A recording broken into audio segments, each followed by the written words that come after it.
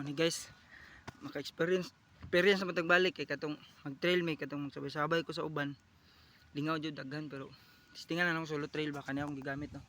Di biyan ako nagina pang trail. Muna akong gi-set up ba para pang trail ba.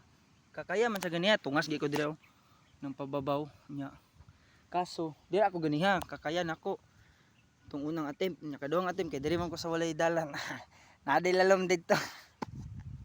Wait ko natumba man kay napugnan akong motor, akong tiil akong gitukod dahil og gidali ako gaming o buta gaming para di maguba akong pang trail boot ba. Unya na to pag nanatay vlog na vloggers nakauban para flex ba. Paway sa ko diri guys, mingaw kayo eh. Na may dalan pakawa-kawa. Layo na niya, wala ko'y kauban. Sunod na ko magkawa-kawa kung kauban ako sa mga gahi ba, mga masters ba, mga master. So, ako solo-solo lang sa ko karon. Atong uniform guys oh. Para bala. Nangit mga security naog ko. Ako diri San City ginagian man bike diri. Nun siya. Ana sikyo na. Diri daw moagi ang mga naga-bike. Usay dito Pikas. Nung pababaw dito. Dito unta ko.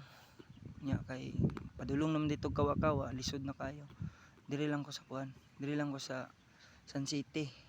Na may downhill uphill diri sa ko practice-practicean ako ni akong Rose 200 kilos. Guys oh. Nagporma oh. Inom tag tubig naman tay dala diri oh. Yeah. Ano to guys? Og mo video ra ko og mahumanta. Nakakita naman mo sa pag-video nako sa pagpasaka ganiya nakaabot og taas.